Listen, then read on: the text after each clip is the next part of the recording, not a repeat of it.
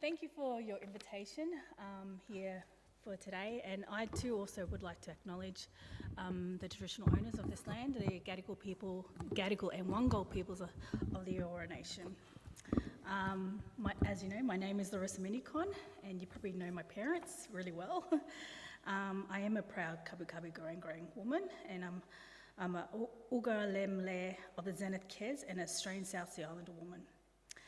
My pronouns are she and her, and I am a member of the Scartree Indigenous Ministries, a ministry of St. John's Anglican Church. We call it a church within a church, and I'm also an instigator for We Are the Mainstream, and together with Priyanka, we're really honoured to be presenting with you today. Yeah, hi everyone. I'm Priyanka. As mentioned earlier, I'm an Ula Tamil woman, so what that means is my family come from the north of the island known as Sri Lanka. My parents fled as refugees. My mum had a fake passport and was smuggled to South India, and my father went to the UK where I was born. And we moved here when I was really quite little, and actually didn't live too far from Leichhardt Uniting Church. And I've grown up and worked for most of my life in Western Sydney. I now call Blacktown home with my partner and our 3 young children. And We Are the Mainstream was born out of basically the necessity for First Nations, gender diverse and women of colour to come together in solidarity, but also to unpack and dismantle together systems of oppression and structures that didn't allow us to really live out our identities in fullness. So part of the work that we do is, bridge building, for the lack of a better term. And it's been really special to work and build that relationship with Larissa and the Minnecons over the last few years, and really understand what authentic, sustainable, meaningful solidarity looks like. And yeah, we're really glad to be here, so thank you for inviting us. Yes, thank you. Ooh. So I guess the question is, why are we here? For the second time in history, since invasion, we are going to be voting for First Nations mob. The last time that we voted was in 1967 in a referendum that was over 95% had said the yes vote, and that was Section 51, that we as Aboriginal people could be counted within the census. It meant that the states did not want to write laws for us anymore, and that the federal government, that we would be part of the Commonwealth. We weren't part of the state government. So that was what 1967. There was a special law in the Section 51 that said that they will make laws except for the Aboriginal race, and that was what was deleted from the Constitution. And so,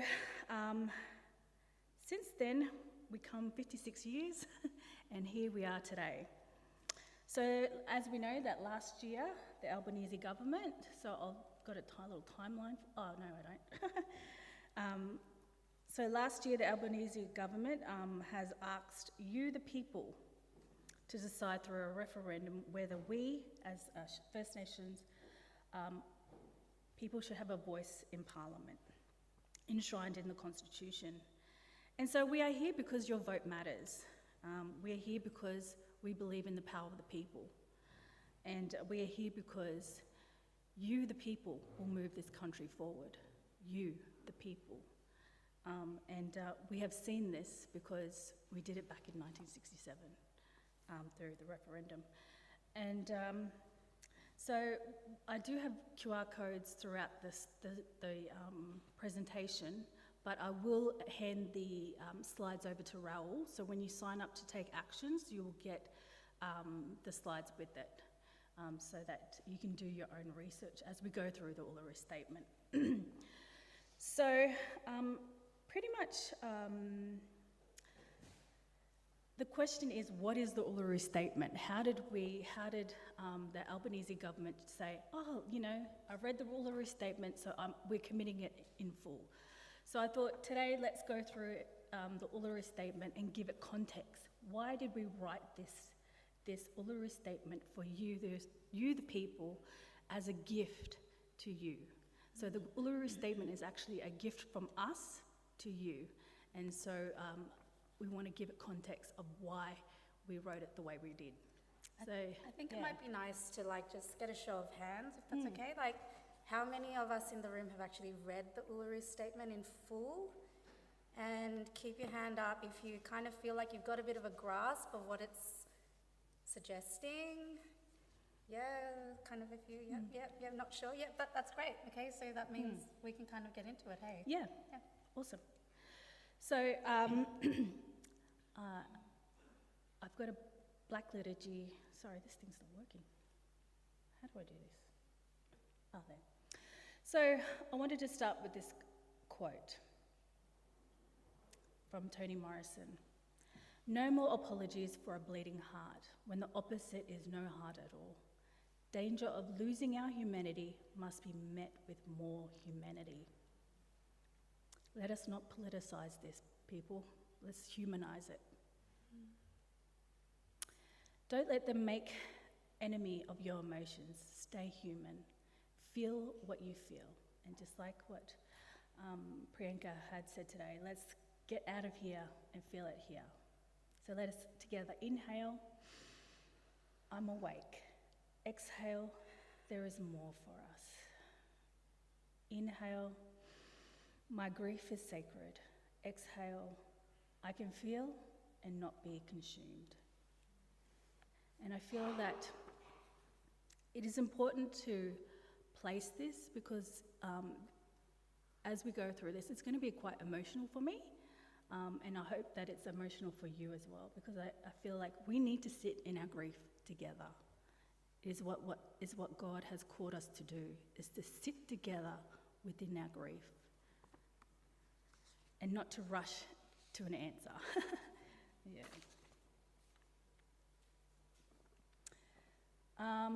We already did that, so we did a question that, so we'll keep going. So today's agenda is what is the Uluru Statement of the Heart, questions and responses, and then a summary and action ideas. So that's what I'm going to try and do in 30 minutes.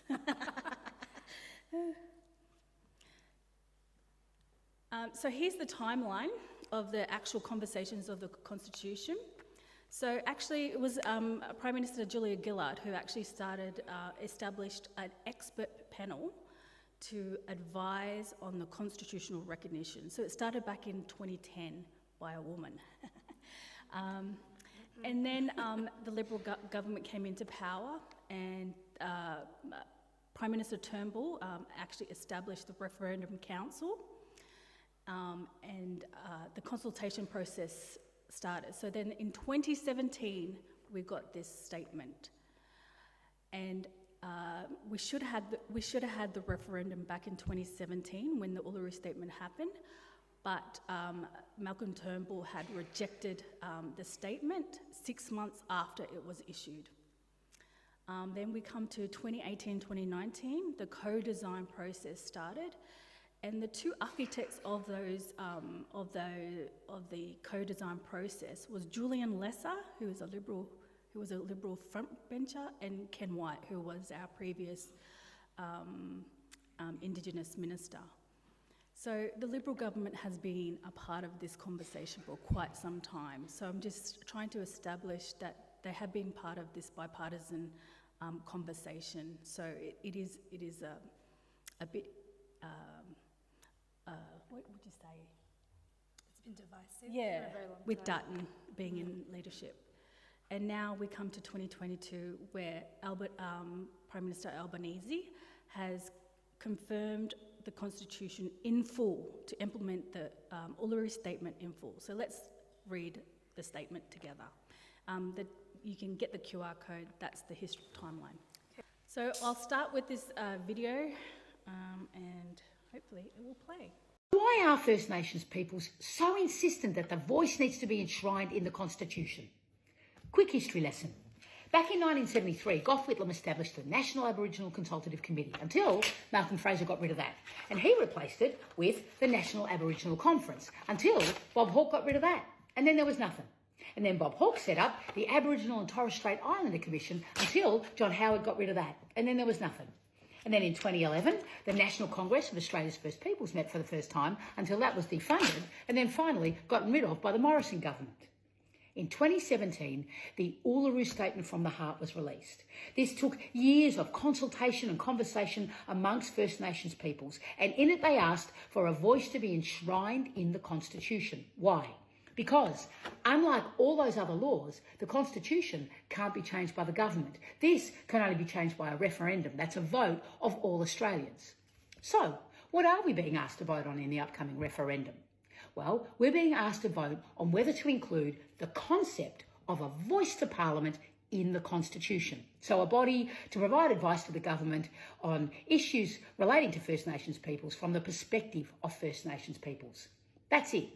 From there, how the voice works, so the functions and powers and composition and procedures, well, that will go into law, right? So those things can be changed along the way. But what can't be changed is the Constitution. And that means there will always have to be a voice. While it can change, it can't be taken away. And I reckon that's a good thing.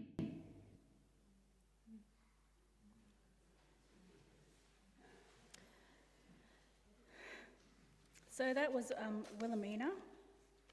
And like Wilhelmina has said, imagine every 4 years, the new government comes in, we have to clean slate, go back to Canberra and do it all over again.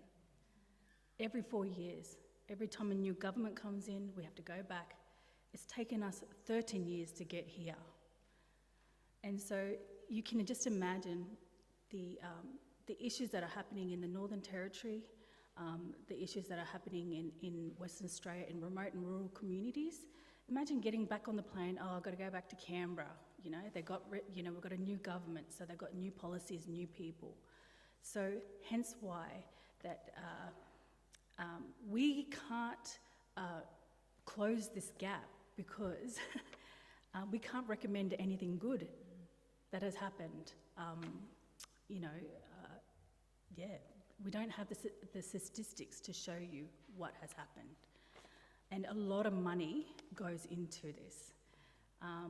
So how we got to the Uluru Statement is that the Uluru Dialogues happened, and it was invitation only. So I guess you have to understand that when the Uluru Statement was written, it was through these dialogues, and it took 6 months. So this is under the Turnbull government. 6 months intensive. They hit 13 regions, and they only did 100 participants per region. So 60% of those were First Nations, 20% was community organisations, and 20% was key individuals. Why they did that was because of that consensus. They needed consensus. Otherwise, we will be sitting here for a whole nother... It will take 2 years to actually talk to every single mob to get some sort of consensus. Also, I think because of that was what the timeline that the Turnbull government gave at the time was 6 months. You got 6 months to get this done. So out of that consensus, these are the 5 reform options. This is what they actually talked about. They talked about a statement that acknowledges the First Peoples of Australia, a voice to Parliament. How do we give advice to the Parliament? Replace or update Section 51, which is the race power in our Constitution. Whether do we remove it? What power will it have? Remove Section 25 from the Constitution, which allows states to ban people from voting of any race to vote.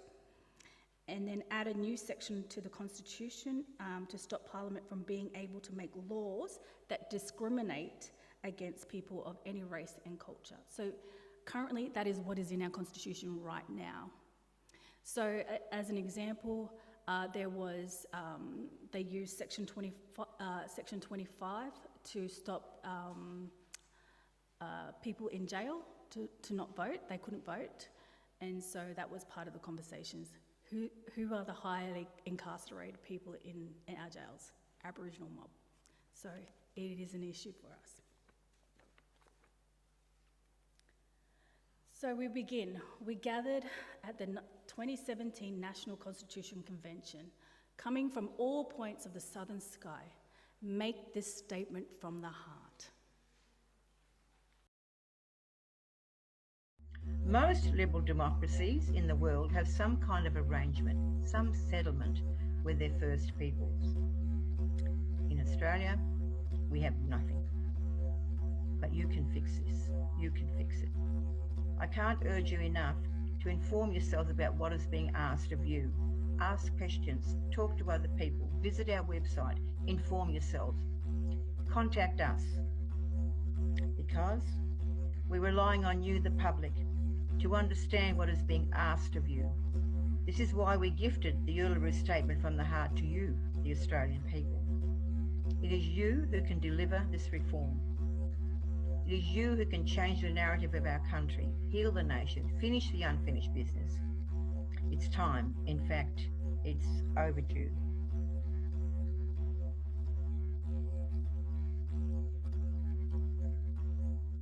Aboriginal and Torres Strait Islander tribes were the first sovereign nations of the Australian continent and its adjacent islands, and possessed it under our own laws and custom.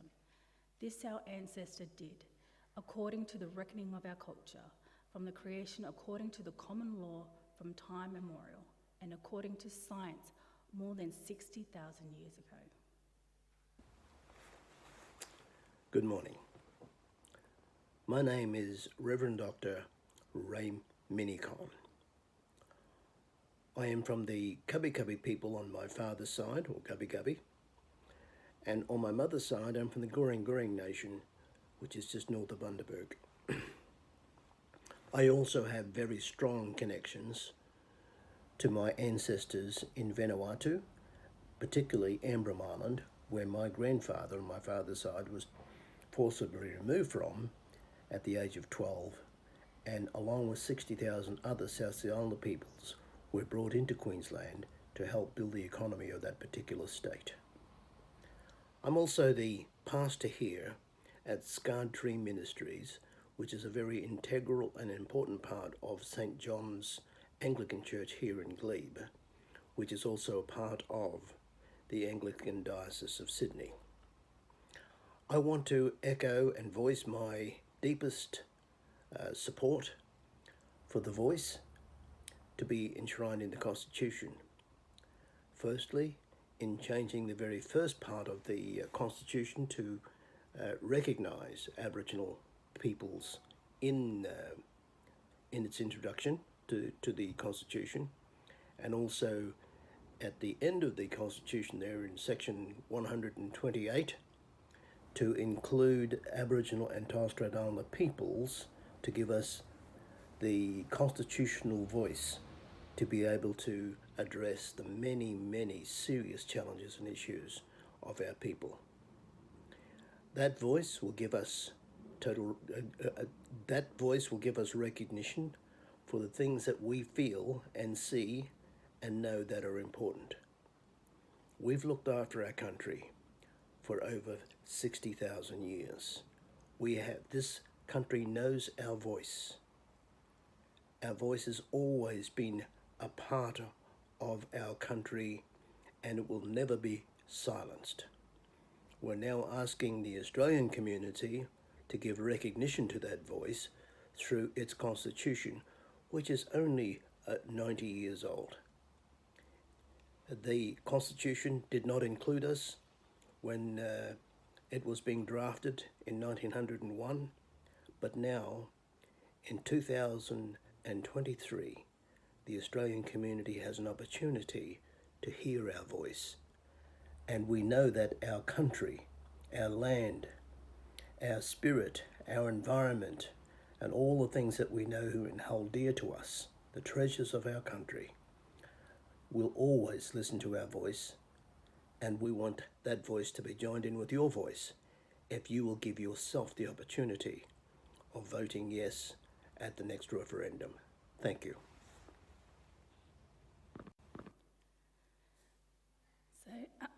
So that was my dad. But I think he highlights something really important. We are a 60,000-year-old voice. We have never ceded our sovereignty. And for 60,000 years, we're still crying out. How do we,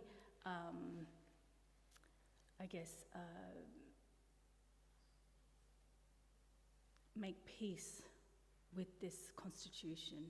And so, hence why as we continue to read this statement, so we'll continue reading this statement, sorry. This sovereignty is a spiritual notion. The ancestral tie between the land or Mother Nature and the Aboriginal and Torres Strait Islander peoples who were born therefrom remain attached thereto and must one day return thither to be united with our ancestors.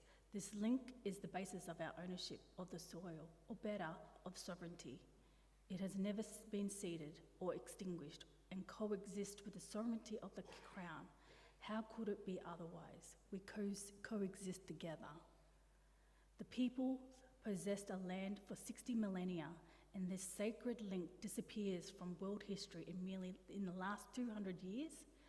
With substantive constitutional change and structural reform, we believe this ancient sovereignty can shine through as a fuller expression of Australians' nationhood.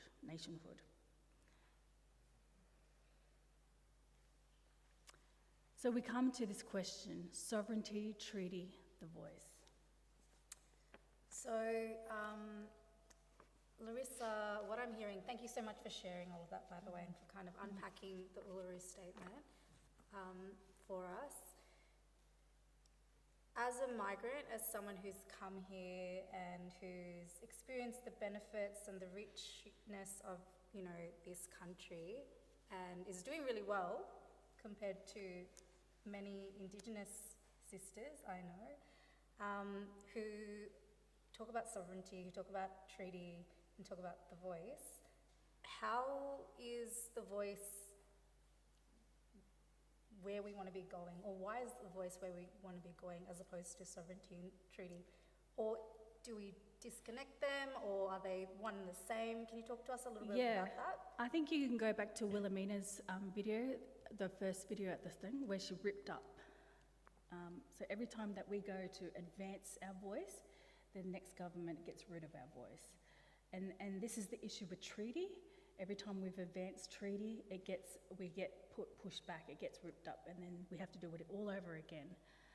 As you can see with how the Australian Aboriginal and Torres Strait Islander makeup of Australia, the map of the Indigenous Australia, we are over 600 nations, and we understand that we speak different languages, our culture is diverse, we are not a monolith.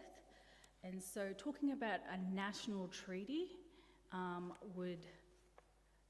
it's not that it's impossible, but it would take some time. The issue is that talking about treaty, we still are trying to combat the structural violence against our mob. So it's hard to put treaty on the table when we're trying to deal with all this other stuff. And then understanding that sovereignty, when we're talking about sovereignty, I think that the Uluru Statement of the Heart really does establish what we mean by sovereignty. We are the biological children of this land, and we have an inheritance within this land. One of the things that Dad had said down in Surrender, he said that if you invest in Aboriginal people, 100% of that investment goes back, stays in our country. It doesn't go overseas. So investing in us means that you're investing in this country also. And so, and also understanding that, with the Uluru Dialogue and the actual expert panels, they studied over 300 treaties around the world. And still, you can go to New Zealand. Who are the highest incarceration people within New Zealand? The Maoris. It is not because we are born criminal. It is because there's active colonisation still happening within this country. And so this is what we're trying to decolonise ourselves and to stop the active colonisation that continues to this day. And so hence why when our mobs say that they're not for the voice, there is fear. There is literal fear. Yeah. I was just going to jump in there and say, like, when you talk about mob, obviously you mentioned you're not a monolith, because when we were at the Invasion Day March, and I know many of us in this room who attended Invasion Day, there was confusion for many of us hearing grassroots respected leaders on the stage saying, if you're going to vote yes, we don't want you here, you can leave. So as a voter, that is a confusing place to be. What brings that on? Like, why a mob voting no? And can you talk to us a little bit about that? Yeah. So you would have seen my dad speak and the fear. So he actually grew up under the Protection Act. In 1967, he was 18. So asking our mob to go back into a constitution, it feels like we're going back into Protection Acts. That is the actual fear. We're only 56 years from the last time we were under the Protection Act. So there is high fear that the government has failed us over and over again, and so there is a legitimate fear. I respect their voice. I respect our mob's no campaign voice. I don't respect the Liberal government's no campaign because they're divisive and they're actually they're very racist. And so understanding that our mob's fear, but we also have to understand that our mob has privilege when they get a stage. So you have to ask this question, and I ask this of myself. I'm privileged because I get to talk to you, mob, you know? I'm privileged because I get to, tell you about what's happening in my world and. But what about those remote communities? How are they going to get a stage? Their language is probably their third language is probably English. What about the mob up in Cape York, I'm privileged because I get to talk to you, but you don't get to hear their voice. And so we've got to be careful about that we have to ask the question, where is the diversity in these voices? Because, they are actually a minority. 80% of our mob actually support the voice, but on social media and your algorithms, you're going to get a lot of mob that are actually against the voice. But also ageism. There is an issue with our young mob thinking that this is they're using their platform to influence this, but you've got to understand that our elders have worked tirelessly to get to where we are now. We have our elders like Auntie Pat Anderson, who is the co-chair of the Referendum Council. She's a stolen generation woman from Central Australia. She knows what it means to be a part of government policies. She was stolen from her mother. And look where she's sitting now. She is an intellect, she is a professor, and she is one of the architects of this design, voice design. So we need to put respect where respect is due. Our mob wrote this. And so for young ones to disrespect that is quite actually offensive to me. I'm just saying this personally. It actually offends me when they come out. And it's what we call pseudo-intellect. All of a sudden, they're constitutional lawyers. That there's this they take on this intellectual property. And we've seen this when we was in the pandemic. Everyone was a pseudo-epidemiologist, and conspiracy theories. And so we really need to lay down on the facts. And this is why we're going through the Uluru Statement of the Heart, because it's factual. It is a fact. But also, the Uluru Statement of the Heart includes it all. It includes sovereignty, it includes treaty, and it includes voice when we read it in full. So for our mob, I think there needs to be a balance of respect for them because they're doing their democracy the way that they want to. But for you, I say this, you're privileged to be voting in this referendum, because remember, this statement is actually a gift to you, and I hope that you will fact-check everything. Yeah. So what you're saying is for us to do our labour. Yeah, Yeah, most definitely. we're resourced. You're very much we're, resourced. Be critical and thoughtful about this. That's right. And to go out and do the work and question where we're getting our information. That's right. I know you all want to be good allies, but be good allies in getting educated. You know, I had to do my own education. I had to read reports. Who wants to read a report on constitutional change? Not me, you know. I've got a life, you know. But, you know, here I am sitting talking about constitutional change, and I feel like I need to go and do a law degree, you know. So I understand where a young mob are coming from, and I respect them. But I also respect facts, you know, and I respect the work that has been done to get us here. So let's continue with the statement. Proportionally, we are the most incarcerated people on the planet. We are not innately criminal people. Our children are aliened from their families at unprecedented rates. This cannot be because we have no love for them. And our youth languish in detention in obscene numbers. They should be our hope for the future. These dimensions of our crisis tell plainly the structural nature of our problem. This is the torment of our powerlessness.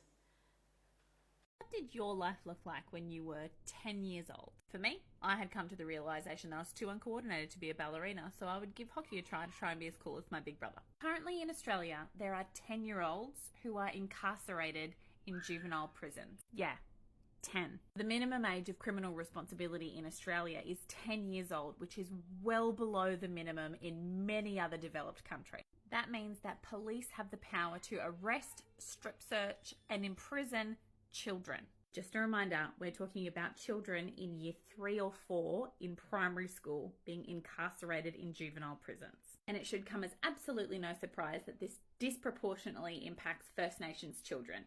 First Nations children are locked up at 17 times the rate of non-Indigenous Australians. That's despite First Nations children making up only 6% of the population between the ages of 10 and 17 years old. According to Amnesty International, of all children under 14 years of age imprisoned between 2017 and 2021, 65% were Indigenous and 68% hadn't even had any conviction of a crime. So 68% of those children were incarcerated despite having no conviction of any crime. Australia has been consistently criticised by the United Nations Committee to the Rights of the Child for having one of the lowest ages of criminal responsibility in the world, and repeatedly have had calls to raise the age to a minimum of 14 years old. Recently, the ACT became the first of all the states and territories in Australia to support raising the minimum age of criminal responsibility to 14 years old. Good one, ACT. There is so much evidence that juvenile detention and juvenile incarceration does not have any benefit on youths incarcerated.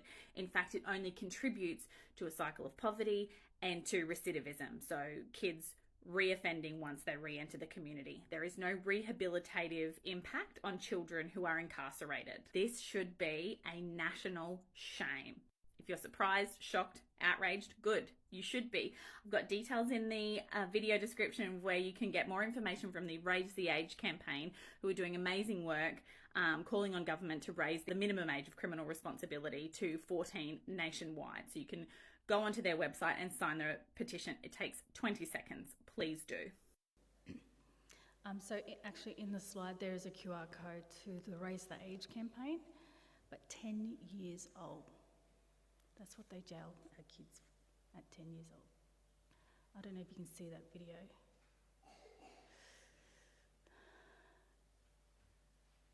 Can that video play? Oh no, that's the good one. Well, it's not good, but I'll talk it through. It is actually the Dondale prisons in the Northern Territory.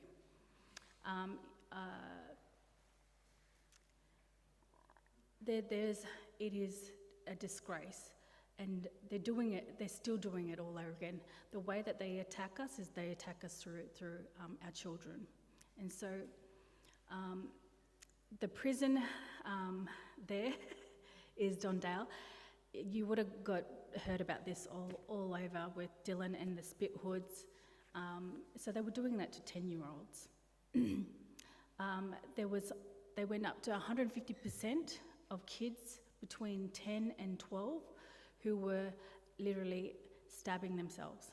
And so they would have to go to hospital, and then they would be put back into Dondale, and then the kids would actually be picking out their stitches because they were actually put in jail cells that were just so unhealthy. It was worse than, you wouldn't put an animal in there, but they're putting our kids in there. And so, I'll share this video with you when we go into the call of action, but it is the torment of our powerlessness is when they attack our kids and when they jail them. And to understand that the Northern Territory, I think people understand that the Northern Territory is a federal government, is federally governed, and so hence why they can use the race power, hence why they can do the Northern Territory intervention, hence why Jacinta Price can say, oh, let's protect the kids and do another intervention. So it is. They weaponize us.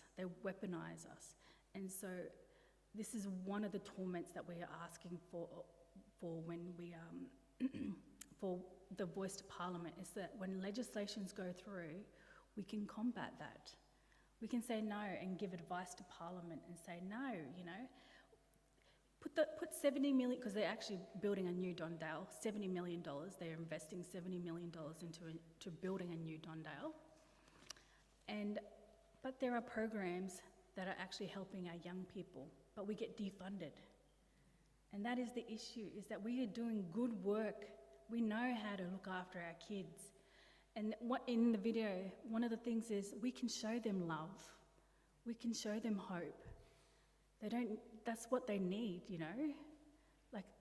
This is the reason why we come to church, because we can feel love, we can feel hope, and why we gather together because of that, because we want to be in relationship. But imagine a 10-year-old not feeling that, Sorry? Oh, good, yeah, play it. In 2016, revealed the treatment of 10 to 17-year-olds inside Dondale. Children in Dondale were tear gassed, hooded, shackled to chairs, stripped, gassed and hooded. No water for drinking or washing hands. Solitary confinement, violence. No air conditioning, no fans. Pushed to breaking point. I'm being treated like an animal, basically. Don't put him in my mouth, I can't breathe. The nation was outraged. It's horrifying to think that can happen. I think there's been a culture of cover-up. We will establish a royal commission. 12 weeks of public hearings culminated in 227 recommendations. As a victim and a young man, I feel upset and let down by the system. I am sorry. You don't set up a royal commission and then walk away. Something good's got to come out of this. And if it doesn't, we'll be judged as a nation.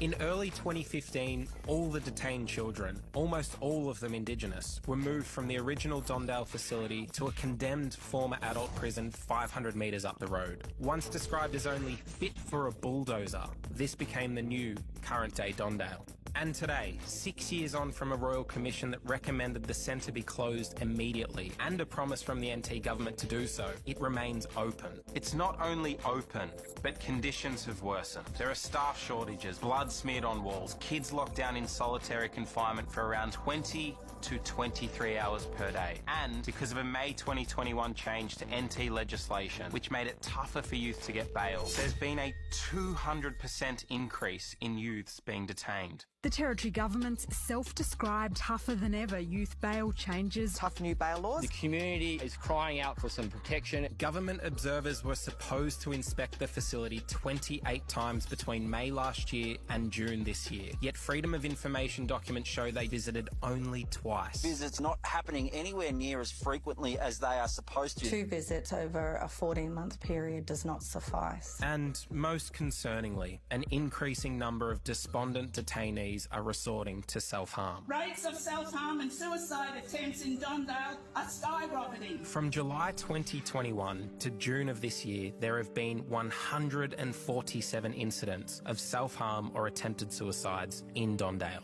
These are kids, Indigenous kids, and more than 80% of them are there on remand, locked away before they've even been sentenced. To rub salt into the wounds, this. The Northern Territory Labor government is closing Dondale. A new $70 million youth detention facility is being built nearby in Holtz. It'll be ready mid-next year and will be located right next to the adult prison, another direct contradiction of the Royal Commission's recommendations. The Minister has defended the site choice, saying the adult prison won't be in view. We can't see from here, there's no line of sight. I will guarantee you that the culture of what happened in the adult prison will transfer to the youth justice facility. So they're grooming our kids to move across the road after they turn 18. In spite of everything, a determined few continue to fight. The psychological effect of branding children as criminals cannot be underestimated. They are the Closed Dondale Group, and they're a megaphone for the voiceless. I've been into that facility. It is no place for children. It doesn't offer any sort of rehabilitation. What it does do is it compounds trauma. When I was in Dondale, I'm 33 now, but when I was in Dondale, I walked out of Dondale with nothing. They tell us the whole time we're there that you're going to go to adult jail. I worked there, and I know what it's like, and it's traumatic. It's just another form of genocide, what they've done to my mother. It's a bloody disgrace. Racism.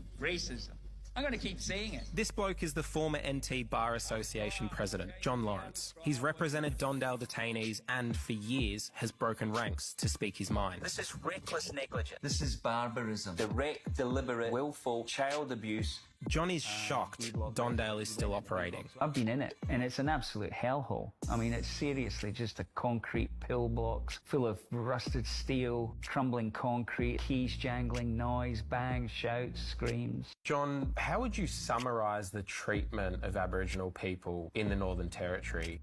Racist. If it was labelled a national shame and a crisis then, what is the adequate language to describe what it is now? Australian.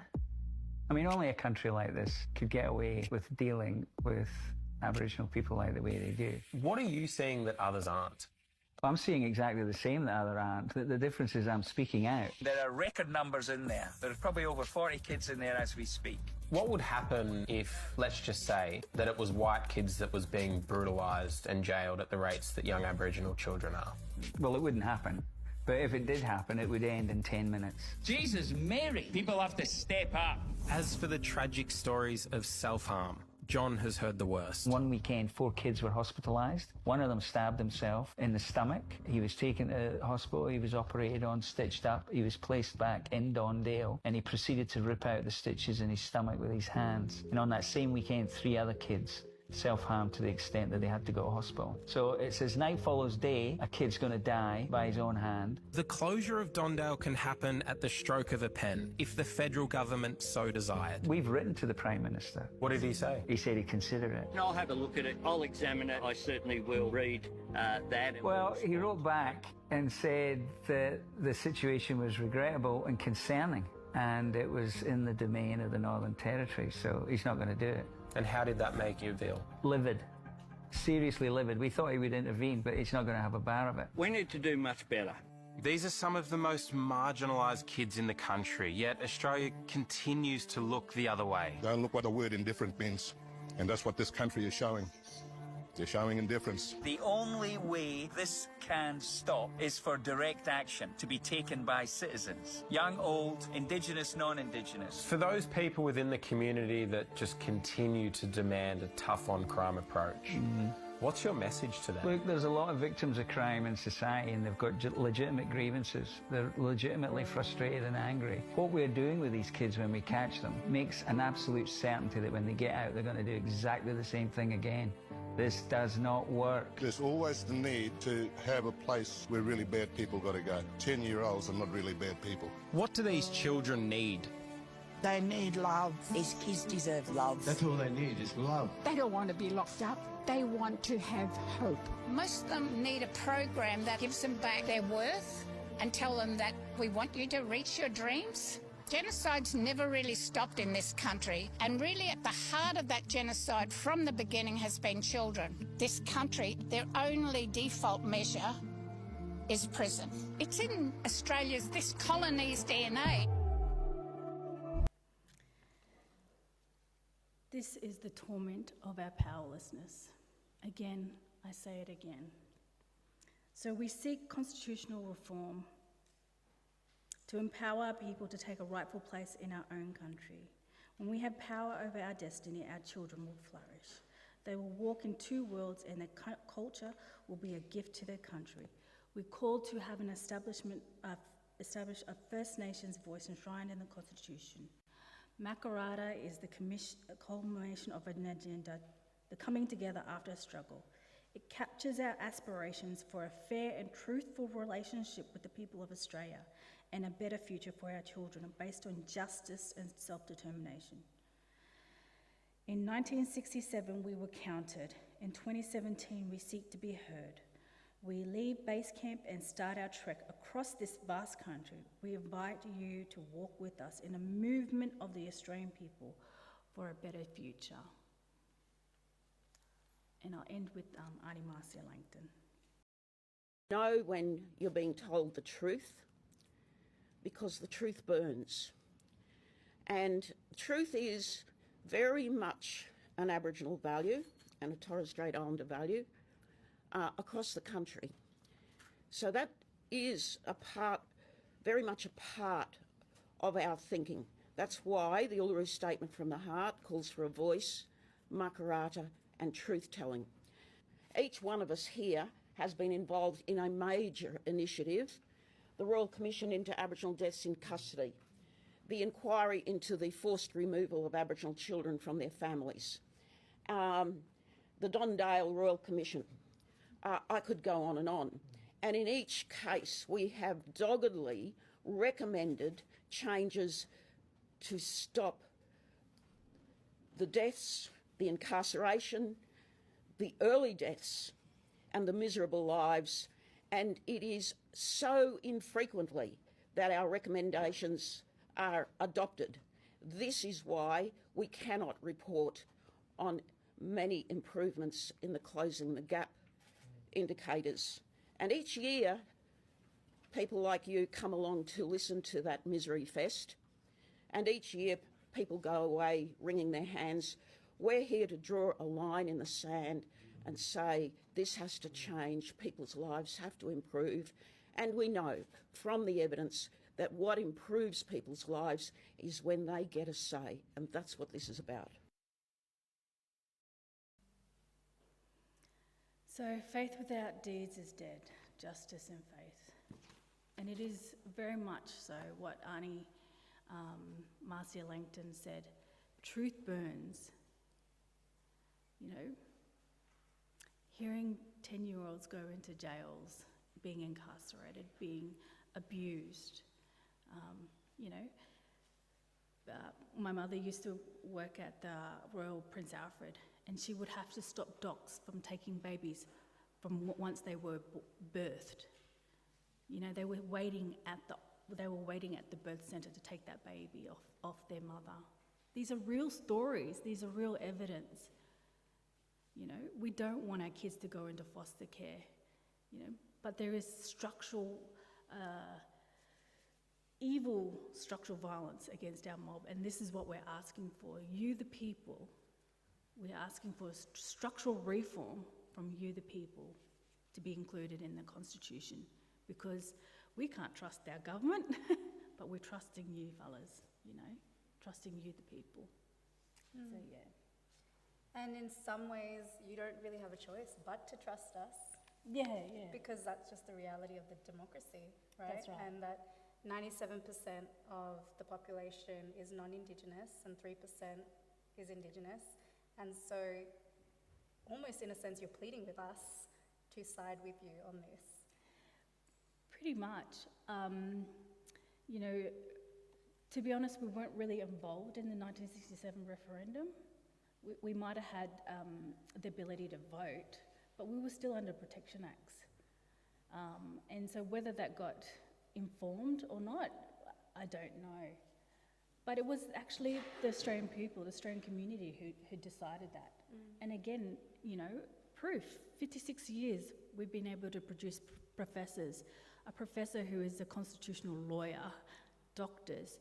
We started back in the 1990s, we started with 5 doctors. We have over 200 now. In 56 years, we have been able to be a part of this society.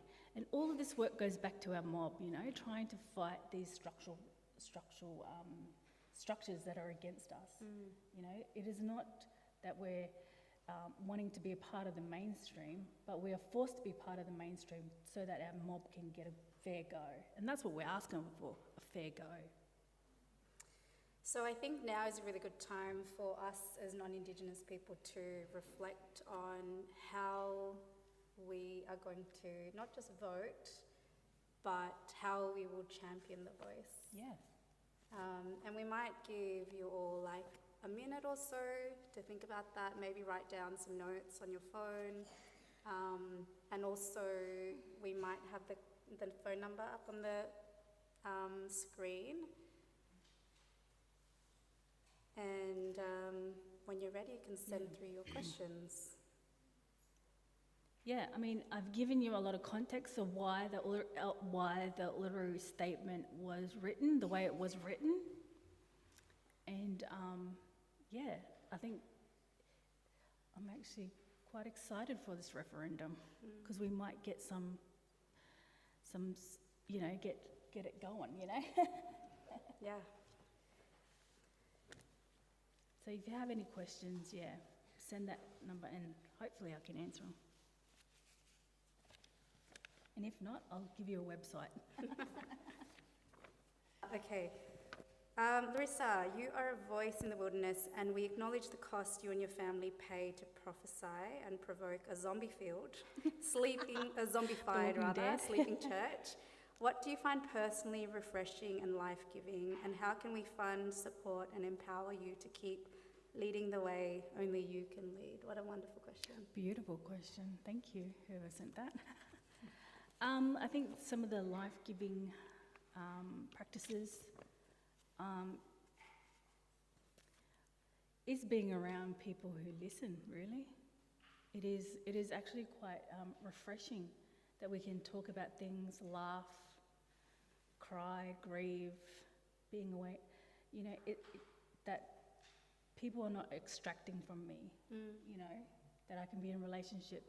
So like, you know, she's a good example, you know, that what does solidarity really look like, you know, is that you're just there to sit, how can I serve you? And Stevie, you know, these mob are our family, so, and then when I invite you to show up, you know, show up when there's an invitation, being around my family, going back to country, you know, these are all the normal things that you fellas do, go camping and all that sort of stuff. So it's the same thing, you know, that is refreshing. But to really talk about issues of grief, how to keep my grief sacred, how to talk about these hard things that are tormenting us as people, but how can we respond to it together? So that I am not the lone voice.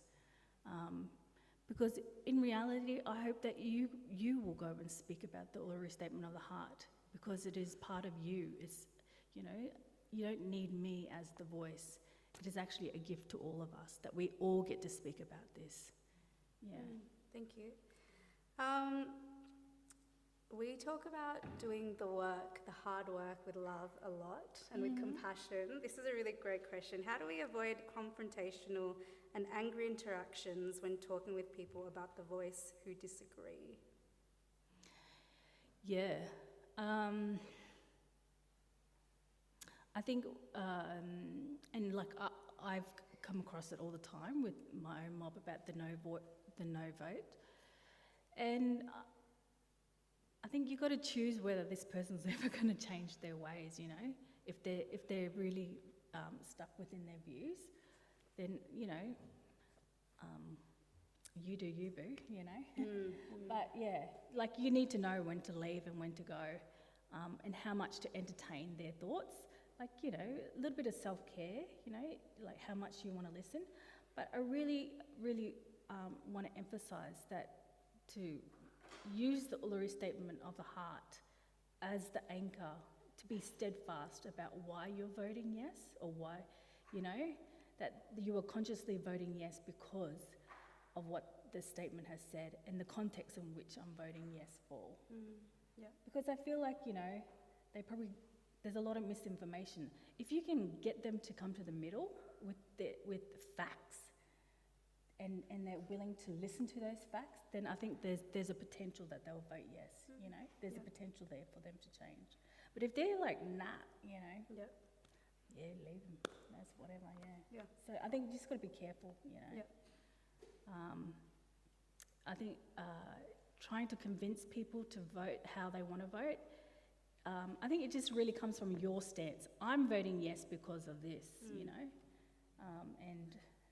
You know, and then have that debate. And that's why I said let's scrutinise the Uluru Statement of the Heart, which is what a normal parliamentary process is, you know. So let's, you know, scrutinise it, so analyse it, let's debate it, but do it in a healthy way, and not that it's about race, it is about structural reform.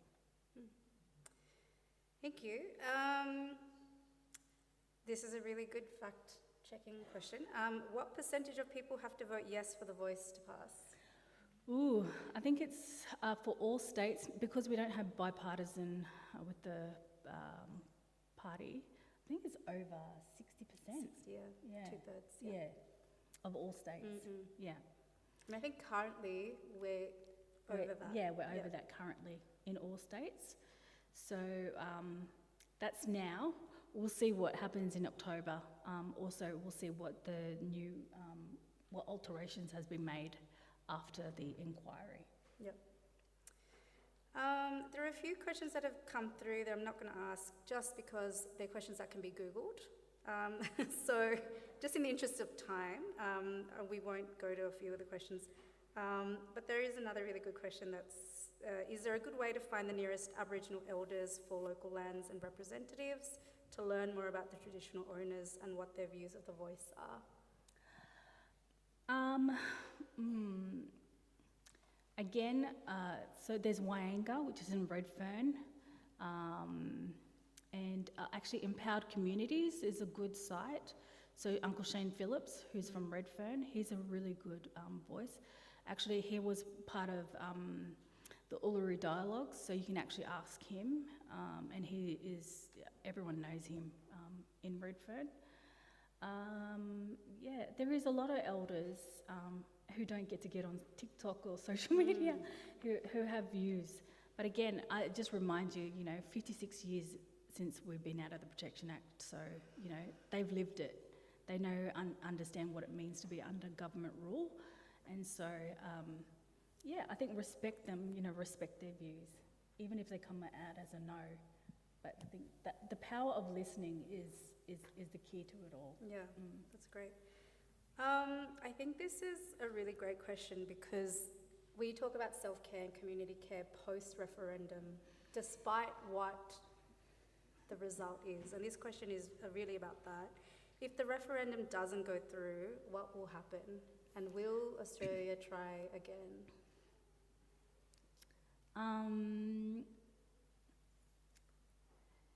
It is my deepest hope that we get a yes, so that we don't have to do this all over again, because it is exhausting. You know, watching those videos, trying to, you know, like sometimes it can feel dangerous because, you know, they want to talk about race and we do need to talk about race and why this country is a racist country. And I say that because, you know, there has been laws and because we haven't gone through truth-telling, and this is the whole reason why we need to go through truth-telling.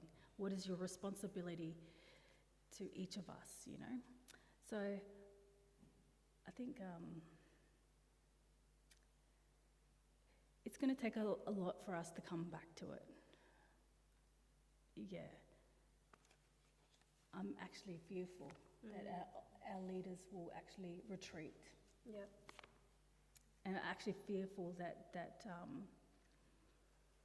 if we put anything on the table, and not just the Voice Department, anything progressive on the table for Australia, they won't consider it because they didn't consider the voice. But I feel like we're not asking for too much. It's just an advisory group. It's just a committee. Yeah. Well, thanks, Larissa. We might take 2 questions from the floor, if you'd like to do that. And Rowan,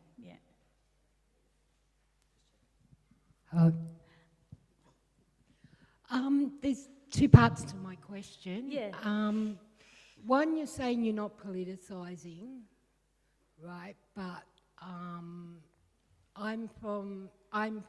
my mum's originally from Moree, and my mum was stolen, so I sort of take this really quite seriously. But when they're looking at the Constitution, are they looking at, health, education? Are they looking at the different discrepancies in our mob?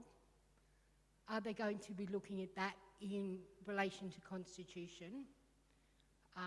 Because as far as I'm concerned, education, health, closing the gap and all that stuff's really important. Yeah. So is that going to be looked at within the Constitution? If there's legislations that come through Parliament, yes. But we have to understand that we are under a state government, and state government looks after a lot of that. So we need to actually lobby to our state government to maybe put a voice within the state constitution, which can actually deal with a lot of those sorts of things that you're talking about, Arnie, because they look after all that. Federally, this is a national, we're looking at a national voice, because as you know, like from Moree, trying to get it, go through the red tape of our state laws, trying to get to a national voice is very hard. And so this is one way of combating getting our rural and remote communities a voice on a national level. But understanding that we are colonies and that we are still under colonial laws, so we are also a state, so there is a constitution. South Australia has actually put in a voice to Parliament in their constitution. They're an example of, and that's one of the ways that they're looking to combat and talk about that, what you just said about health, education, and the things that are really, on a more grassroots level. Yeah. You just answered the second one. So Yeah, great. Thanks for that question, Auntie.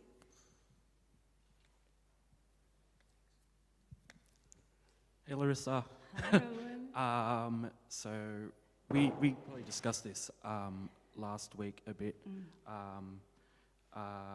Since then, I've sort of articulated the reasoning behind that particular position, I guess, and it's the position that reflects those militant grassroots Aboriginal activists on Invasion Day.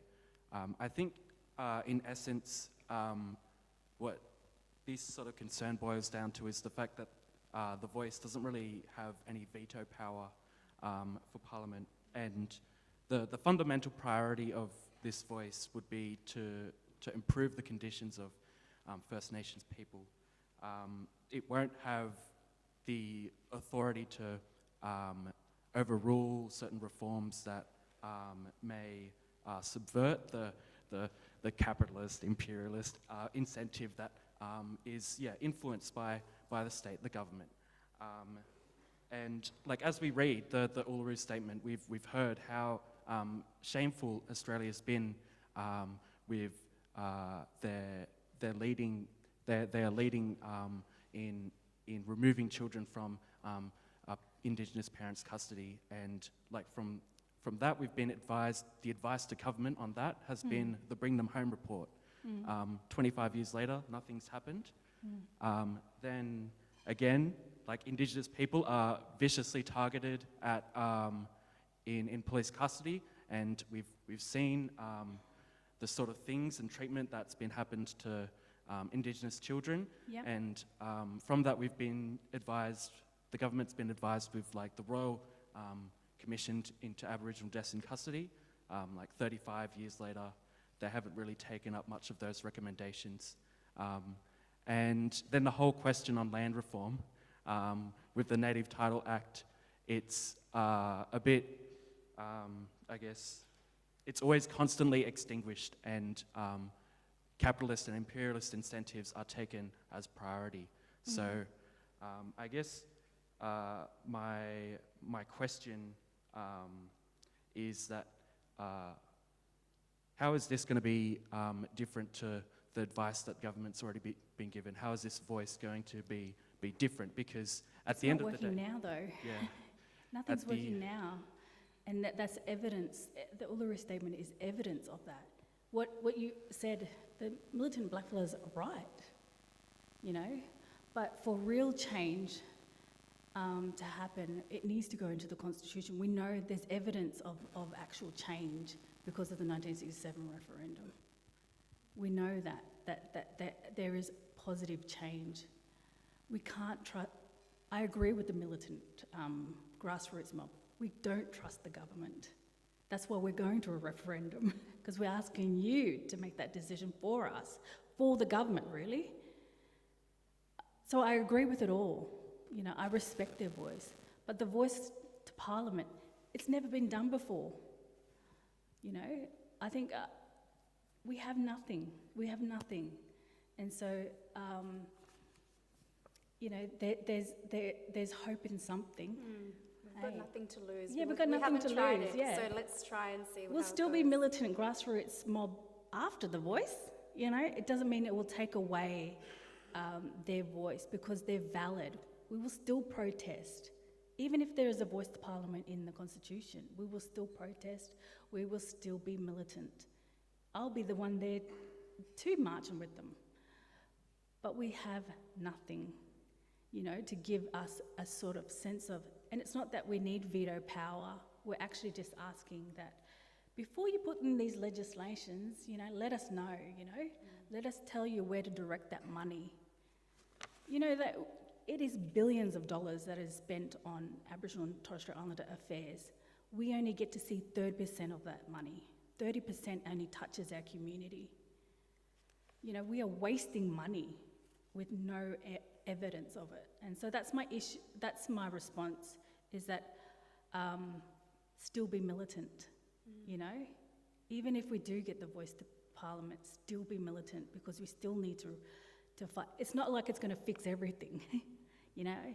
That we're going to open the door, oh, look, daisies and sunflowers, you know? We still got work to do. Well, we might wrap up in a minute, but before we do that, there's going to be a QR code on the screen. Sorry, that's just for the disinformation, so myth bustings. I'll give you the slides. So you'll all get a copy of this. Raul will send it through to you, so you don't need to worry about taking photos of all the QR codes like my mum does. I'm like, Mum, what are you going to do with a photo of a QR code? So we might go to the next slide, and then the next one after. Next one. So many QR codes. Keep going. Keep going. Okay. Yep. Back. Great. Thank you. We're going to spend like 2 to 3 minutes to do a quick post-event survey. Now, this is a QR code you are going to scan. And Radhika, Akka, if you could put some music on while people are doing this survey, that'd be wonderful. If you did take any photos today, just tag We Are the Mainstream so we can share. We really want to use this opportunity with you, Leichhardt Uniting Church and community, to agitate other churchgoers and other church communities to get Larissa in, and people like Larissa to speak truth to power and get them not to just listen and learn, but to move forward in action and solidarity. So if you've taken pictures, sharing it on socials and tagging us is a really helpful way to do that.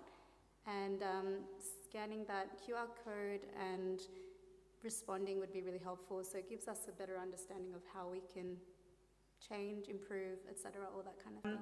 So I'm going to read one before we close. And I also want to just highlight something Raul just said about rushing into advocacy.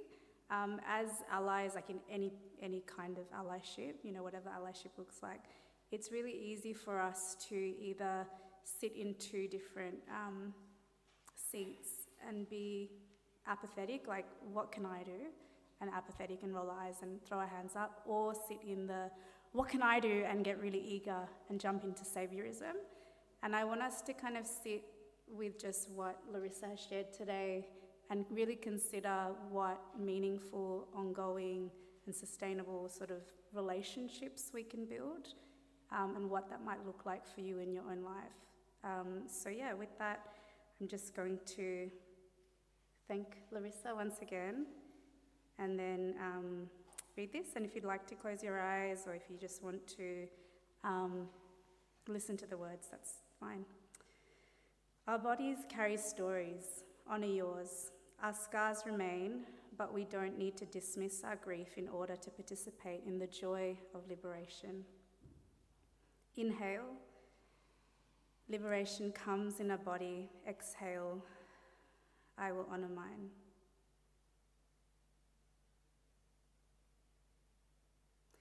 Inhale. God calls me by name. Exhale. I was never alone. Inhale.